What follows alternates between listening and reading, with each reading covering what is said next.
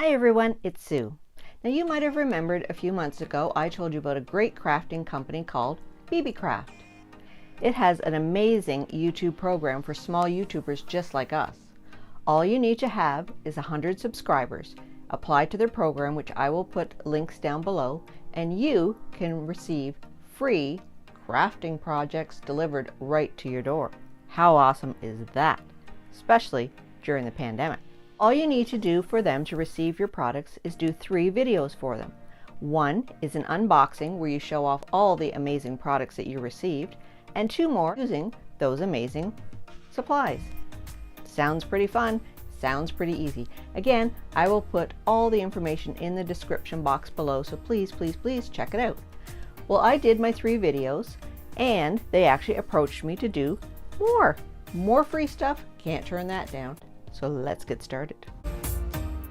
So first I'm going to recycle this cake pan that I had from the Dollar Tree, and I'm going to take some of my Rustoleum white chalk paint and give it a good couple of coats just to spruce it up. Then I had on hand these little wooden shapes from the Dollar Tree, and I thought I could use this beautiful fabric that I got from Beebeecraft to Mod Podge on top. And as you can see here, there are gorgeous shades of different blue colors with flowers on them, and I thought that would be very cute to embellish these wooden shapes. This fabric from Beebeecraft was really good quality. It was nice and thick and had lots of beautiful bright colors on it. The only problem was trying to figure out which designs I wanted to use.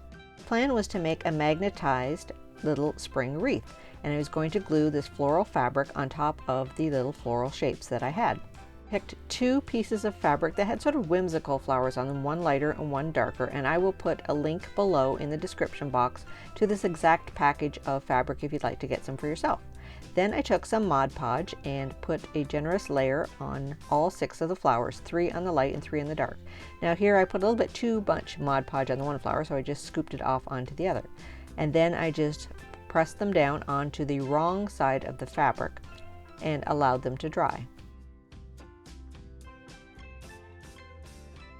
Again, I did 3 on the lighter blue and 3 on the darker blue and let them dry completely.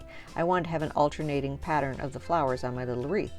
And once it was completely dry, I flipped it over and put a generous layer of Mod Podge on the outside so that the fabric would be nice and stiff and it would be easier to cut.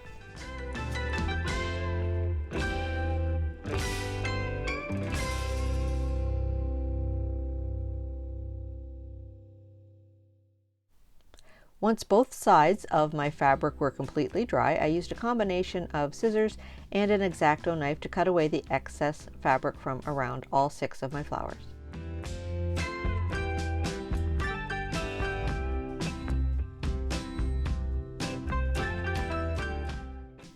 Now that they were all cut out, I used some buttons just to give a little bit more interest and texture to the center of my flowers.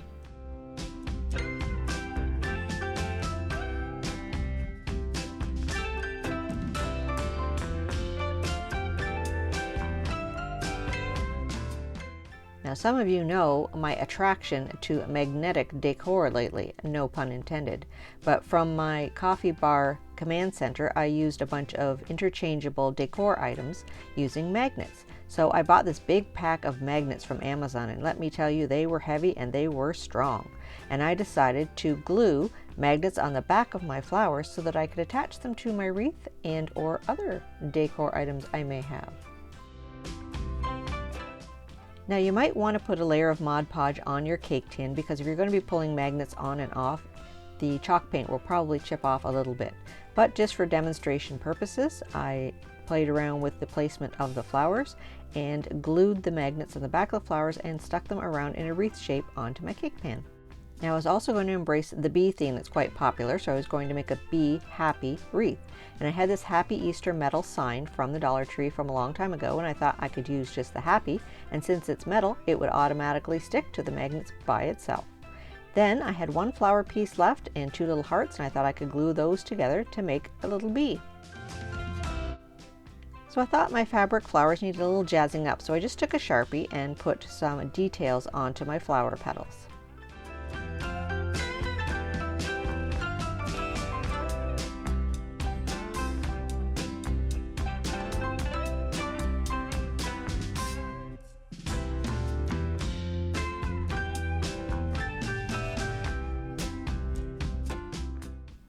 I thought this made them really pop. Then I decided to use my Sharpie to color in part of my bee.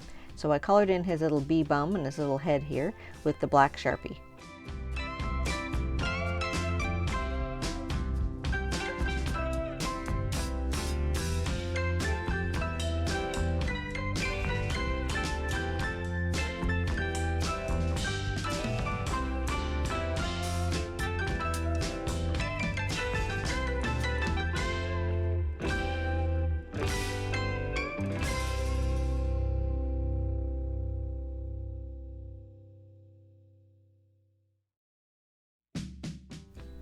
Then to fill in the rest of his little stripies, I used a yellow highlighter because I thought that was a nice bright yellow, and it worked really well on the wood to finish in his little bee body.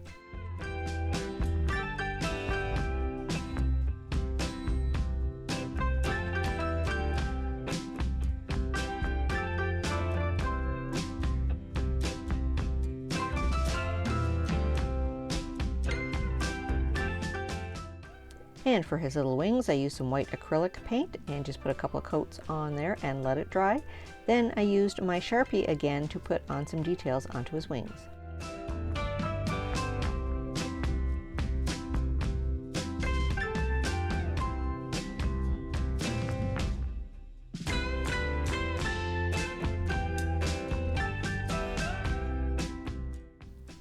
Then I found some tiny little googly eyes and put those onto him as well to give him a little character.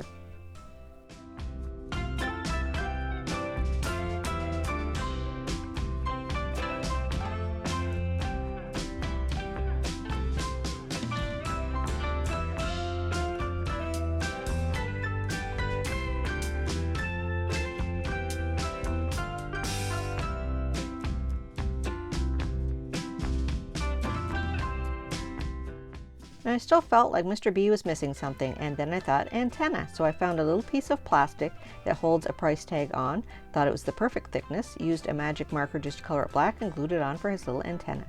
Then I placed my magnetic flowers around, put my bee on and my happy sign, and I thought Be Happy was starting to shape up. And finally, the last Beebeecraft item that I received that I wanted to showcase was the bow maker. Now here is the package of all the beautiful bows supposedly you can make. Now don't get me wrong, I love Beebeecraft and I have been very impressed with the quality of products that I have received. However, the one thing that is a little lacking is their instructions. As you can see, this is all the instruction I got for the bow making kit. Just a couple of pictures and not very many words. And certainly not enough information to make all the lovely bows that they advertised on the package. So luckily for YouTube, I did find some YouTube channels that had some videos that were a lot more explanatory, so I will put links below to them. But I will show you the basic simple bow. So this is the simplest bow you can make. I just took some narrow ribbon, wrapped it around the two dowels, and basically tied it in the middle. And then I removed the dowels and pulled the ribbon tight, and there you go, is a simple tiny little bow. So as you can see from the package, that is one of the many bows that you can make with this bow maker. I thought I would make it a little bit more impressive by using some thicker burlap ribbon that I had, but using the same process by wrapping it around, flipping the ribbon up through and tying a knot on it, made a nice little simple flat bow.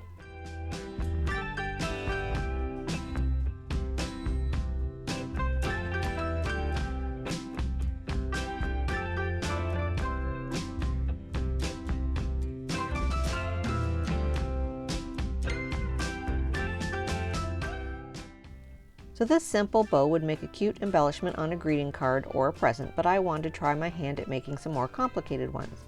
So I referred to my YouTube tutorials that I discovered, and I will put links to them below, and made a messy bow and attempted to start a big fluffy one that you might put on a Christmas wreath. So for the messy bow, I just took this length of sunflower ribbon and wrapped it around and twisted all the way up the dowels until I got it as thick as I like, just crossing it over on the back. Once I worked my way up to the top of the dowels as far as I wanted to go, I just slipped the ribbon underneath and then tied a knot in the middle and then pulled it off.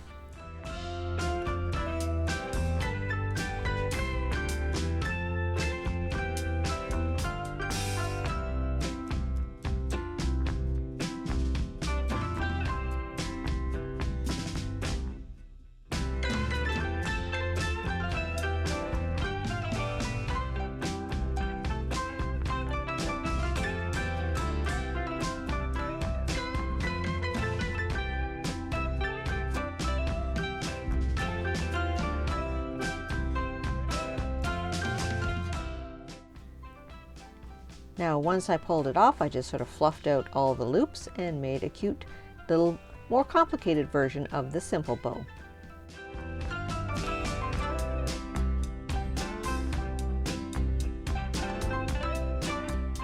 Now I didn't need a big fluffy bow for this project, but I thought I would try it out. In this case, you just take the dowels and put them in the vertical position rather than the horizontal position. And basically just use them as an extra pair of hands. You used the length of the bow maker just as a reference so that you made sure that all of your loops were about the same length, and you just kind of wrapped and twisted them back and forth, putting as many loops in as you like. Now this does work better with wired ribbon, and you could put as many different kinds and colors in here as you like. I was just sort of playing around with it to get the technique. But basically you use the dowels just to hold your ribbon in place, and then when you were satisfied with it, you sort of pulled it out, and then you would wrap a wire around the center and then fluff out your bows to make the big poofy bows that you usually see on Christmas wreaths. I thought, with a little practice, maybe this Christmas I could make one. Now I did have lots of ribbon, but I thought I would like to further showcase the Beebeecraft material. So I thought, I wonder if I could make a bow out of some material. So I took some strips of the same material that I used for my flowers, just very narrow like the ribbon, and I thought if I glued them all together end to end, I could make one long ribbon that maybe I could make a bow out of. So I did 3 strips of the darker blue and 3 strips of the lighter blue, and then just glued them together.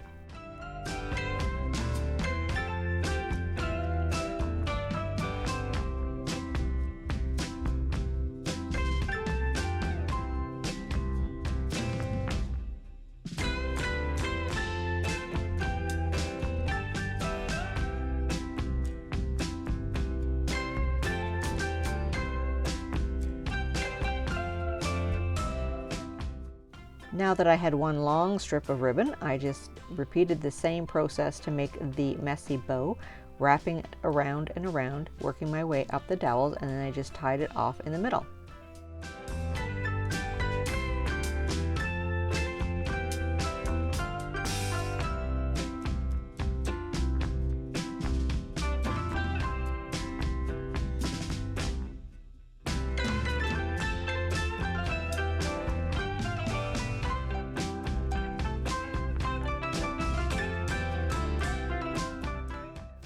So the only drawback to using fabric instead of ribbon is that it frayed quite a bit. So I just took a sharp pair of scissors and tried to cut off all the little threads. But I thought for my tiny little bow for my little wreath, it worked out pretty cute. Next time I might try using the Mod Podge on my fabric before I cut the strips and see if that stopped the fraying. So again, I just tied it really tight, wrapped it around the middle of the tail, put a piece of glue on it, and then I put another little button on here just to match the decor of my wreath. Put a magnet on the back of it as well, and then added it to my Be Happy wreath. And lastly, just to finish off my wreath, I decided to give it a bit more of a farmhouse look and just took some of this burlap ribbon and glued it around the circumference of my pan.